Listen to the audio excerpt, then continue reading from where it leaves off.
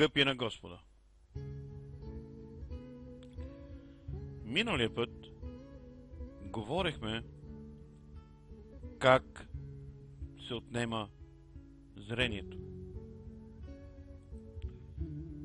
Но днес ще говоря за едно нещо, което се казва тренировка на нашите мускули. Знаем, че децата обичат да ходят на фитнес, да тренират мускулите си и да показват тези мускули колко са силни. Ние като деца бехме изведени от Египет и Бог се биеше за нас и ни пазеше. И когато взехме нашето главно решение да го следваме, идва момента да отидем и ние на фитнес. Да вземем нашите фитнес уреди и да започнем да тренираме здраво нашите мускули на вяра. Защото тези мускули на вяра ще ни донесат победата. И спомнете си дяволите как бягаха тези демони от учениците. Те дойдеха и казаха: Исусе, демоните си не подчиняват и бягат. Да, Исус каза: да, те бягат. Но се постарайте и вашите имена да бъдат записани горе на небето, в книгата на живота. Не се радвайте, че демоните бягат. Радвайте се да бъдете записани горе на небето. Братко и сестро, ние сме днес тук да говорим за мускули. Как да направим нашите мускули на вярата, за да можем да бъдем записани горе на небето. В отнемането на зрението показахме как Елисей бе призован. И ще продължа с тази тренировка с Елисей, която Бог ни показа. Какво направи? Той стана слуга. Но какво правеше? В 4 Царе, 2 глава, от 1 до 3 стих, ние започваме да четем като основа за нашата подготовка и за нашата тренировка стъпка. И какво бе то? В 4 Царе, 2 глава, от 1 до 3 стих, се казва: възнасяне на Илия на небето. По време, когато Господ щеше да възнесе Илия на небето с вихрушка, той тръгна с Елисей от Галгал. Виждате ли, той взе Елисей от Галгал. Елисей взе си своето решение. Но не е Галгал тренировката. Той трябваше да го доведе в фитнес залата. Илия каза на Елисей: остани тук, моля, защото Господ ме прати до Ветил. А Елисей отвърна: заклевам се в живота на Господа и в живота на душата ти, че няма да те оставя. И така слязоха във Ветил. И така те слязоха в фитнес залата. И както казах предният път, че всяко място в Библията си има своето значение и ние трябва да намерим тази тайна, а не можем да я намерим, ако не бъдем запечатани със Святия Дух. Ако не сме се отървали от старото си естество, ако не сме изчистили всичко, което ни пречи да виждаме чрез очите на Господа. И, братко и сестро, тук е момента да ви кажа, както и казах преди, не е лесно, но не е невъзможно. И тези ученици, понеже Елисей знаеше, че ще бъде възнесен, го попитаха дали знае. И той знаеше. Но той казва: зная това, мълчете. Мълчете, аз ще следвам и ще хода и ще тренирам. Скъпи на Господа, след като вече сте взели решението и Бог ви е одобрил, Той започва вашата подготовка. Следващата спирка на Елисей бе Ветил. На това място е място на религия, където няма. Казвам, няма. Няма го Бог. Както вече знаете, скъпи на Господа, когато бех решил да следвам моя Бог, първото ми място, което му отведе, бе в религията. Той отне зрението ми. След това ме заведе в религията. Огромно много е съжаление, ще кажа, че твърде дълго седях. Близо 10 години. Ще кажа, че тази религия ме задушаваше със всеки изминал ден. И аз умирах, така и не разбрах откъде идва болестта. Ходих на лекари, казват здрав си, но вътре в себе си аз боледувах. Аз умирах, гаснех. Започвах да се съмнявам. Бях на крачка да се върна в света. Когато се огледах, тогава видях нещо. Нещо, което съм забравил. Знаете ли какво бех забравил?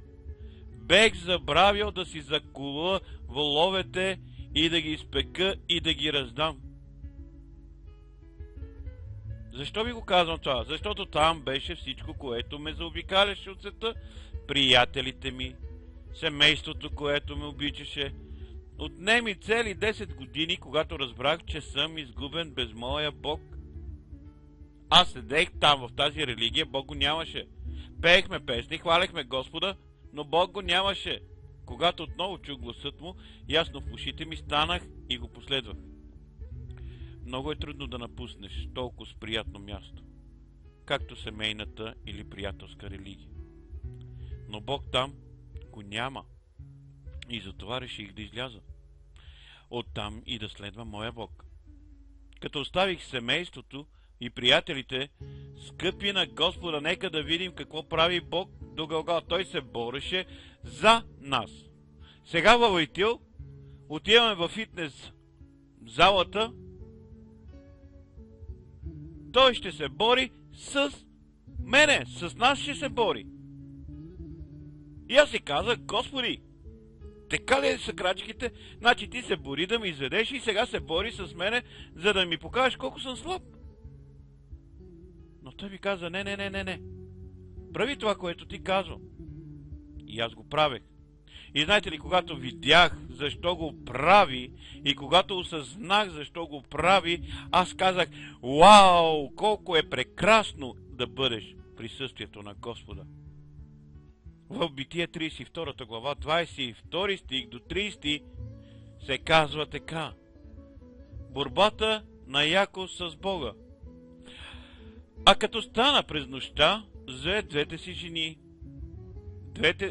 двете си слугини и 11 си деца и премина брода на Яков. Взе ги и ги прекара. През потока прекара и всичко, което имаше.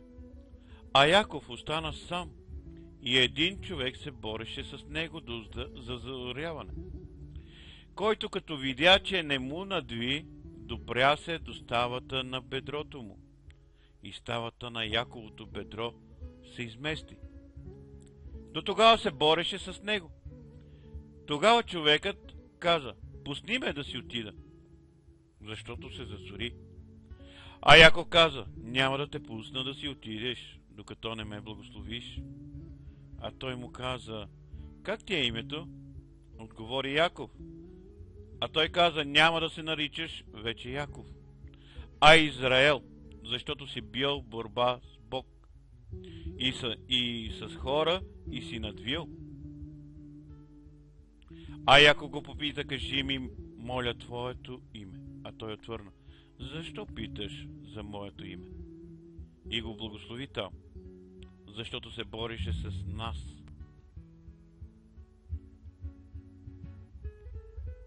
Този въпрос си задавах дълго време. Защо се бореше с нас? И един ден, знаете ли, братко и сестро,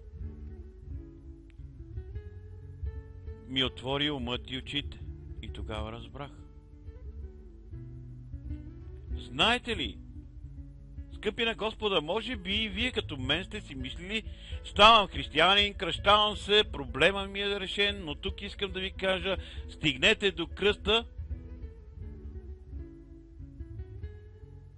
Не е решение за спасение. За да стигнеш до кръста, не е последното място. То е самото начало. Казвам ви, Галгал е началото. Пред кръста ти взимаш решението, защото знаеш. Но след кръста, борбата с нас, той проверява каква сила имаме. И аз си казах, ето защо ти ме отведе на фитнес. Ето защо искаш да се бориш, да провериш дали аз работя в този фитнес, дали аз тренирам правилно и дали съм развил мускулите си на своята вяра. И аз си казах, вау! Едновременно, когато той ме иска да избяга от мене, аз съм го хванал и съм го стиснал. Слаб човек, ако стисне в някой по-здрав човек, той може да се отърве от него и да каже, махам се. Но знаем, че Бог е всесилен. Неговата сила е най-огромна. Но колкото и огромна да беше, не можа да се откопча, не можа да пребори онзи малък и страхлив Яков, който се страхуваше да не бъде убит от брат Исав. Спомнете си, следете историята и ще разберете, че Бог иска от нас да бъдем силни. Толкова силни, колкото Яков. И ви препоръчвам, ако не знаете тази история, да я научите. Скъпи на Господа, не чакайте да дойде утре. В тази борба Бог провери колко ни е силата. А на Яков беше огромна силата. Защото той реши да се върне при Бога. Спомнете си, че той избяга от Лаван и си тръгна, защото Бог му нареди. Спомнете си Аврам. Излез Авраме и той излезе. И Бог видя тази сила и каза, чакай да видя твоето решение. Чакай да видя колко си силен, дали можеш да продължиш натам. Но ако не можеш ти сам, аз мога да ти помогна. Защото колкото изстъпваше Аврам, той се отдалечаваше от хананската земя. Спомняте ли си, че той отиде и стана роб? Но вижте Яков, колкото пристъпваше близостта до Исав, той все повече и повече се страхуваше. Но Бог го срещна вечерта и му каза, остави ме! Ти си тръгнал едва ли не, реши да ме следваш, тръгна и избега от Лаван, но сега си се оплашил, защото Исав те среща. Остави ме, ти си слаб човек. Остави ме да се отида. И тогава Яков разбра истината, че той е силен и каза, не, няма да те остава. Така днес кажете и вие, не, няма да те остава. Така както аз казах преди много време, не, няма да те остава. Бях достатъчно дълго в религия, бях достатъчно дълго мързелив християнин.